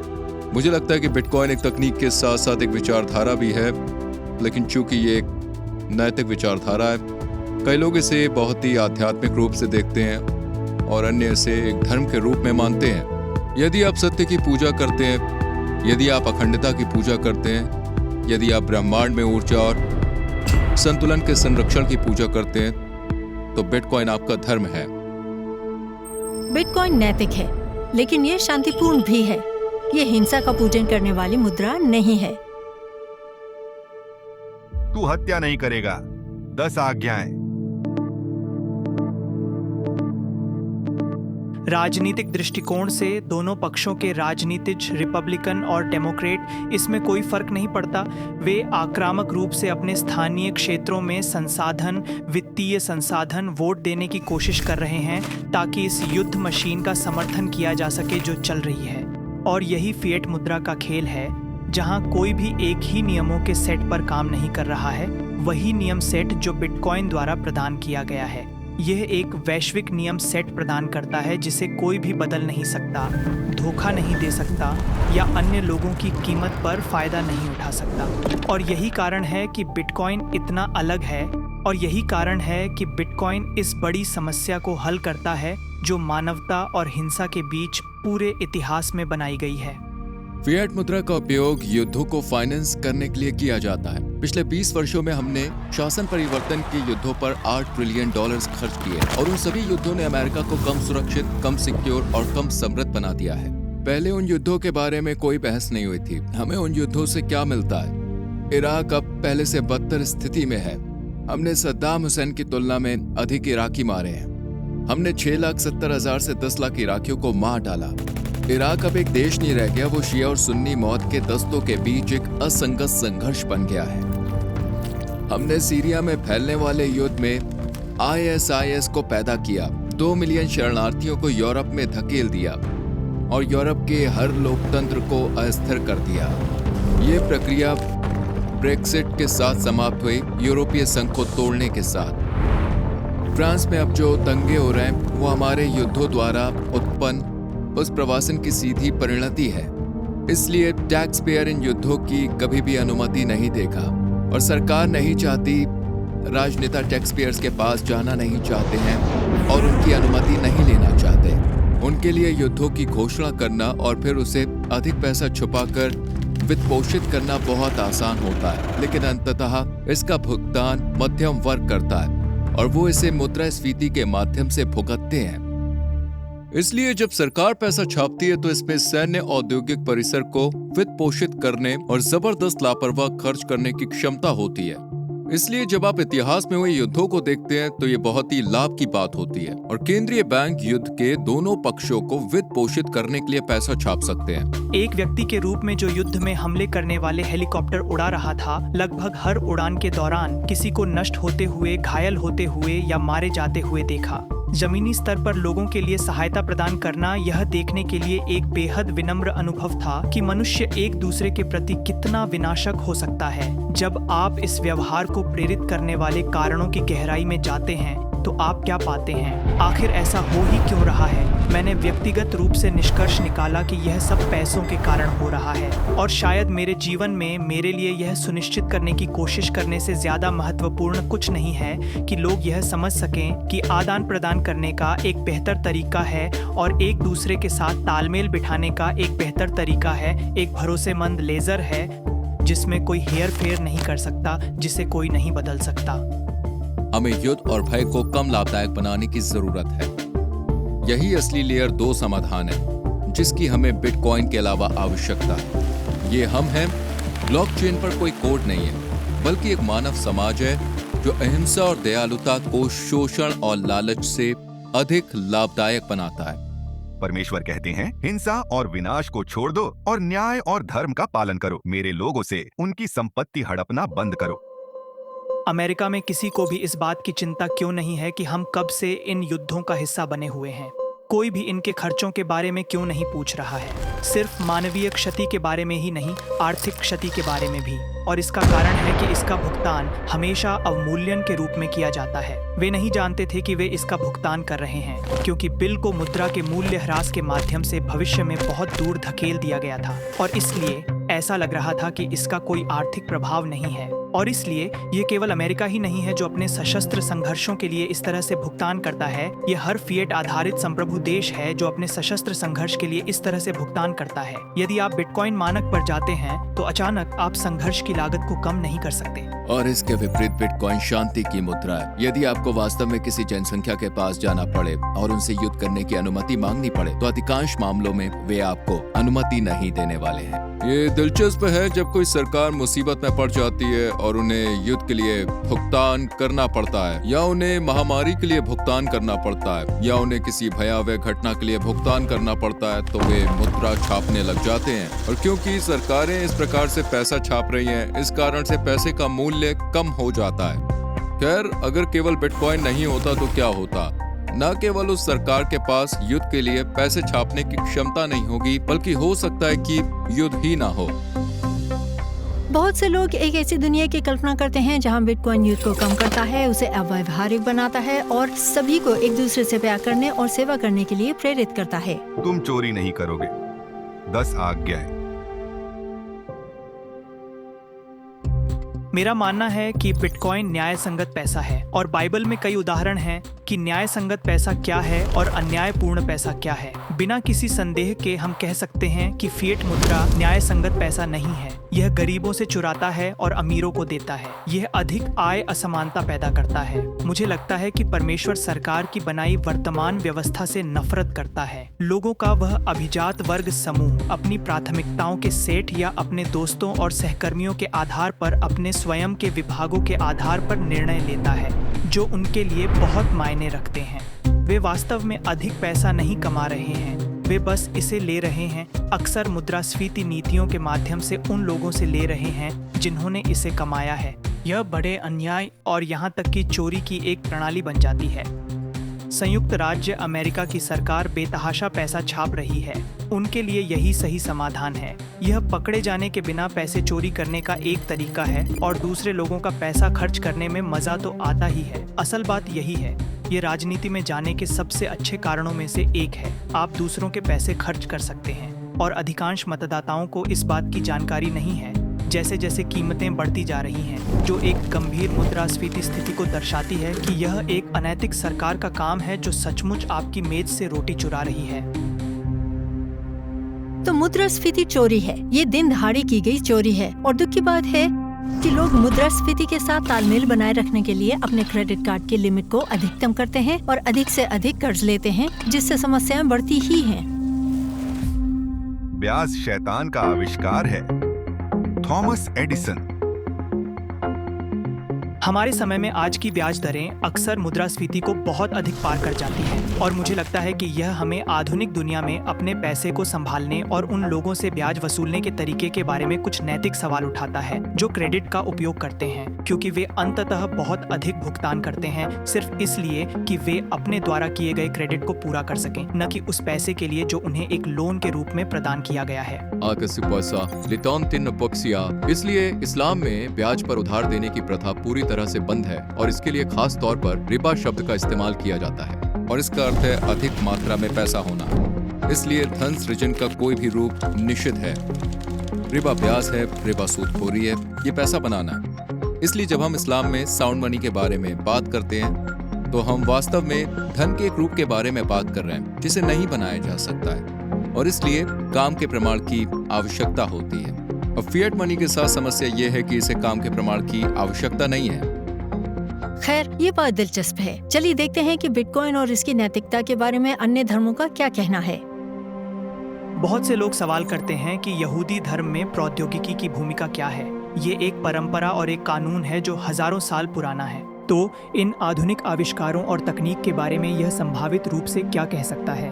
तथ्य यह है कि जो कुछ भी परमेश्वर इस संसार में बनाता है वह सब संसार को एक बेहतर स्थान बनाने और उसकी बेहतर सेवा करने के उद्देश्य से बनाया जाता है। इसलिए इन सभी तकनीकों में, चाहे वह फोन, इंटरनेट, वीडियो या और कोई चीज हो, बिटकॉइन का उपयोग किया जा सकता है और इसका उपयोग भगवान की बेहतर सेवा के लिए किया जाना चाहिए। भारत उस समय में शानदार रूप से समृद्ध औद्योगिक शक्ति और एक आध्यात्मिक नवप्रवर्तनक देश था, और ये काफी हद तक इसलिए क्योंकि इसके अर्थशास्त्र की नींव कहीं ना कहीं इस विचार में थी कि अंतिम लक्ष्य मोक्ष की खोज है।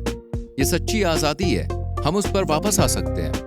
इसलिए यदि बिटकॉइन हमें एक नए प्रकार के पूंजीवाद में वापस आने में मदद करता है जो भौतिक कल्याण और आध्यात्मिक आजादी दोनों को बढ़ावा देता है, तो ये बहुत अच्छा होगा। लेकिन उस तरह का नया पूंजीवाद वास्तव में इतना नया नहीं होगा। यह हमारी पुरानी आदतों पर वापस लौटने के समान है। ऐसा लगता है कि बिटकॉइन हमारे अंदर से सबसे अच्छा बाहर ला सकता है। आइए इन धार्मिक शिक्षाओं को और अधिक गहराई से देखते हैं।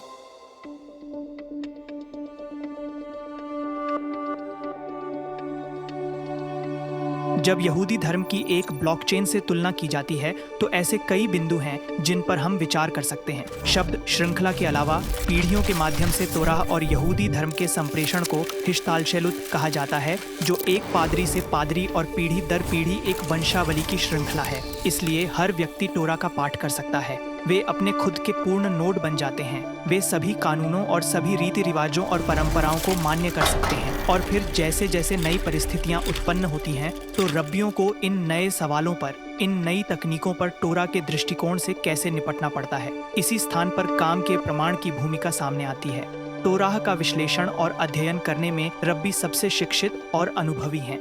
इसलिए वे अपने अध्ययन के माध्यम से और अपने लेखन के माध्यम से अपने काम को प्रमाणित करते हैं, जिसे तब जनजाति के प्रत्येक सदस्य द्वारा सत्यापित किया जा सकता है। उन्हें बस टोरा में देखना है और यह सत्यापित करना है कि रब्बी जो कह रहे हैं वह टोरा के मूल्यों और टोरा की शिक्षाओं के अनुकूल है या नहीं। विशेष रूप से एक यहूदी व्यक्ति के रूप में, जिस तरह से यहूदी लोग पूरी दुनिया में फैले हुए हैं और विभिन्न देशों में प्रवासन किया है, मैं ऐसे पैसे की सराहना कर सकता हूं जिसे आप अपने साथ ले जा सकते हैं और अपनी ज़रूरतों के लिए उपयोग कर सकते हैं, वह भी बिना किसी तीसरे पक्ष के हस्तक्षेप के। बिटकॉइन बस एक और कदम है कि कैसे हम प्रौद्योगिकी के विकास के माध्यम से ईश्वर की सेवा बेहतर तरीके से कर सकते हैं।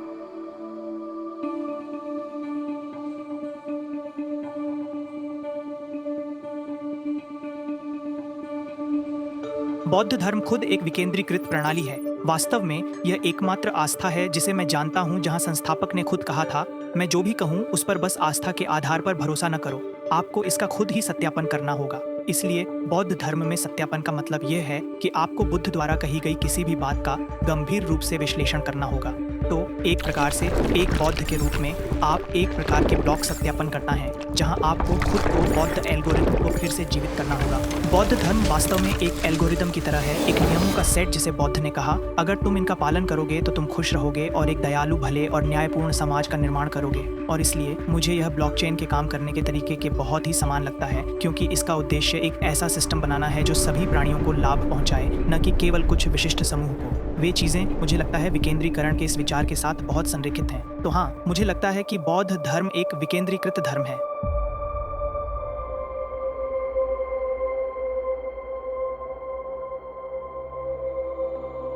अगर आपके पास केंद्रीकृत योजना है, यानी बहुत कम लोग समग्र रूप से अर्थव्यवस्था के बारे में निर्णय ले रहे हैं, तो आपके पास कम जानकारी है।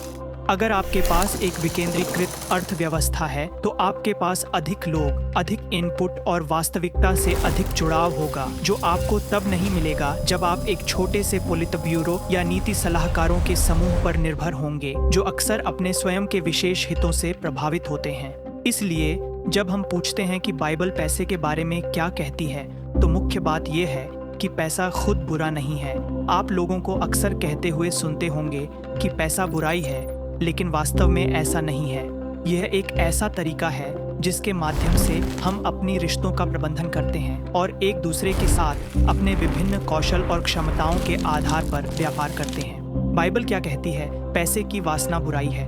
यह तब होता है जब यह हमें लालच की ओर ले जाता है, जब यह हमें लोभ की ओर ले जाता है, जब यह हमें मोह की ओर ले जाता है, जब यह हमारे गर्व या ऐसे ही अवगुणों को पोषित करता है, तो पैसा एक प्रकार की समस्या बन जाता है। और वास्तव में पैसा कोई समस्या नहीं है, बल्कि समस्या यह है कि हम पैसों के साथ कैसे डील कर रहे हैं।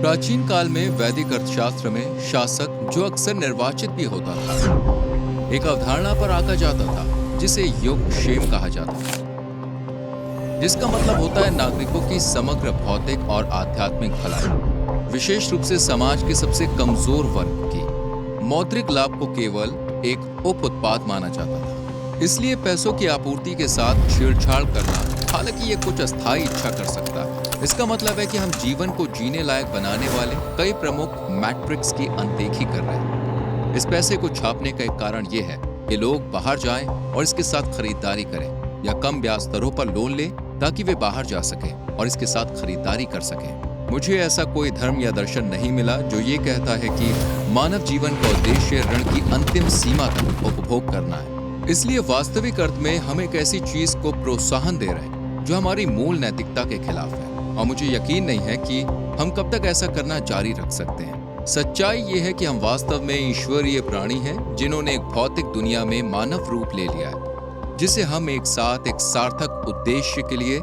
खुश और स्वतंत्र होने के लिए प्रकट करते हैं। यही सत्य है और यही वैदिक अर्थशास्त्र की नींव है, और बिटकॉइन के पास खुद को इस तरह से देखने में हमारी मदद करने का मौका है।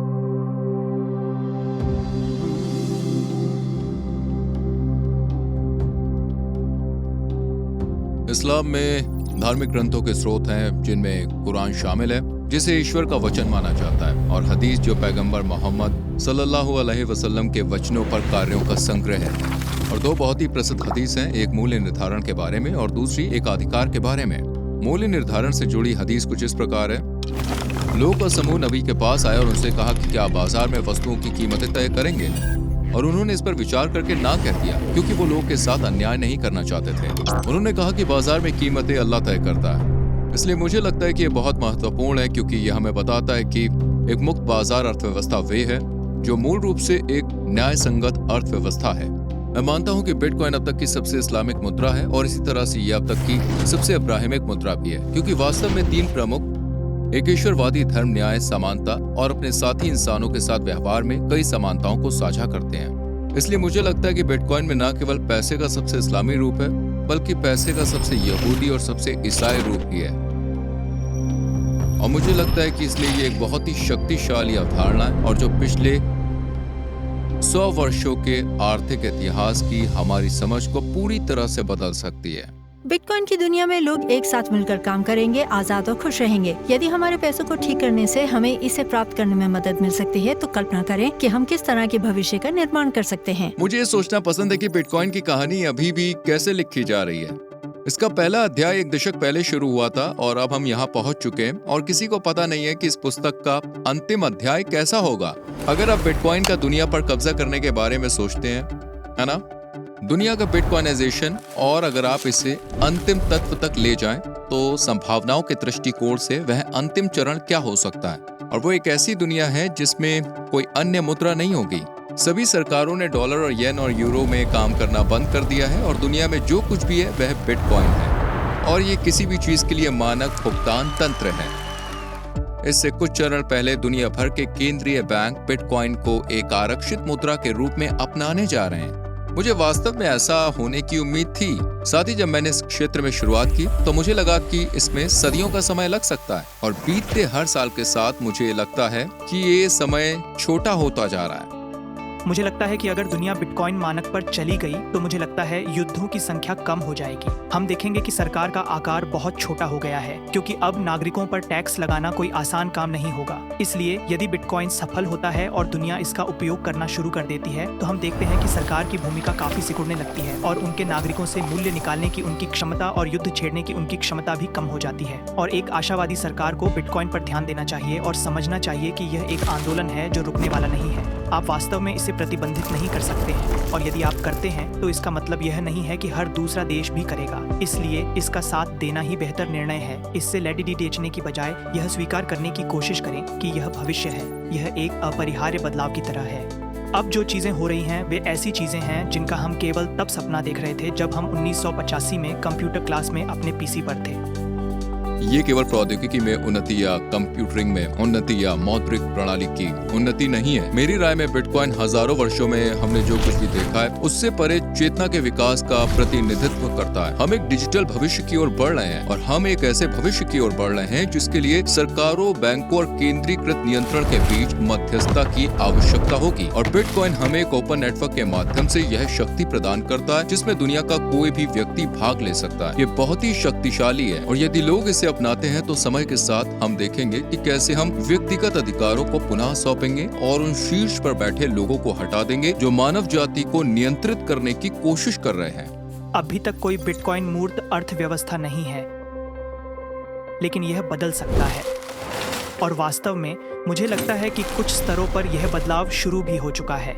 इसलिए यह स्पष्ट रूप से कुछ ऐसा है जिसे मुझे लगता है कि हर किसी को बड़ी दिलचस्पी के साथ देखना चाहिए। मुझे लगता है कि बिटकॉइन अर्थव्यवस्था को अनदेखा करना एक बड़ी गलती होगी।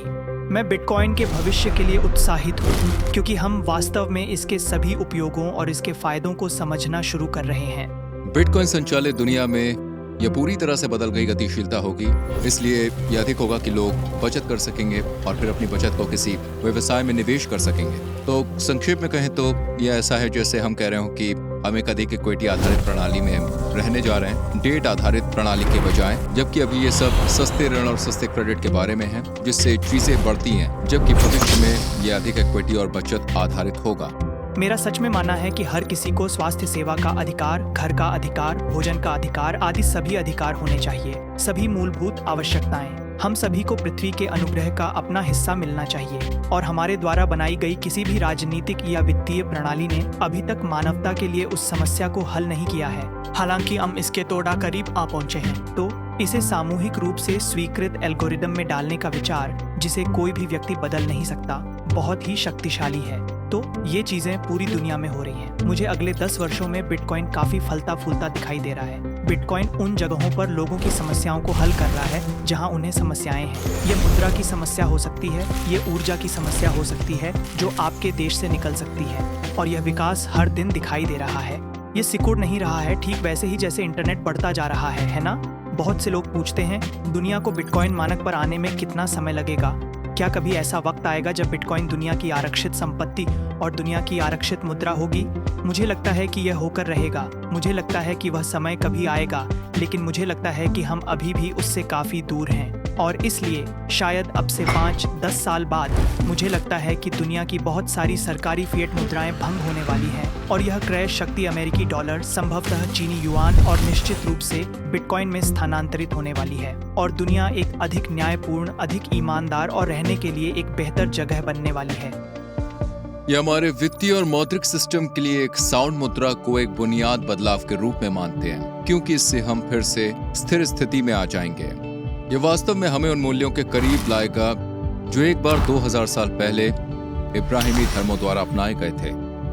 बिटकॉइन के बारे में मुझे जो एक और चीज बहुत पसंद है वह यह विचार है कि यह हमारे लिए एक बहुत ही एकीकृत करने वाली तकनीक है। जिस तरह से पूरा देश, पूरा विश्व, विशेष रूप से संयुक्त राज्य अमेरिका में हम एक दूसरे के खिलाफ हैं और किसी भी बात पर सहमत नहीं होते, लेकिन अब अचानक बिटकॉइन आता है और आपके पास रिपब्लिकन और डेमोक्रेट्स, कंजर्वेटिव और लिबर्टेरियन हैं, क्योंकि वे बिटकॉइन पर सहमत होते हैं और बिटकॉइन पर सहमत होते हैं क्योंकि यह उनके मूल्यों को प्रतिबिंबित करता है और वे मानते हैं कि यह आगे बढ़ने का सही रास्ता है। अचानक अब हमारे पास यह आधारभूत एकीकृत करने वाली तकनीक है जो वास्तव में हमें बातचीत करने में मदद कर सकती है, क्योंकि सबसे बुरी बात यह होगी कि हम अपने इको चैम्बर में चले जाएं और दूसरी तरफ से बात करना बंद कर दें। अब हमारे पास बिटकॉइन है जो इन समूहों को एकजुट करने और उन्हें एक ही कमरे में रखने और बातचीत करने में मदद कर रहा है, और मुझे लगता है कि यही वह जगह है जहां से प्रगति की जा सकती है। हमारी मुद्रा को वास्तविक मूल्य निर्माण को प्रतिबिंब करना चाहिए और न कि सरकार द्वारा हमें दी गई हो, जो केवल मुद्रा आपूर्ति को हेर फेर करके हमें अपने इच्छानुसार खरीदारी करने और कर्ज में डालने की कोशिश करती है। जब तक वो इस तरह से हेर फेर करते रहेंगे तब तक हम खुद को वास्तव में आजाद नहीं मान सकते। एक बदलाव के रूप में हमें यही चाहिए और बिटकॉइन हमें एक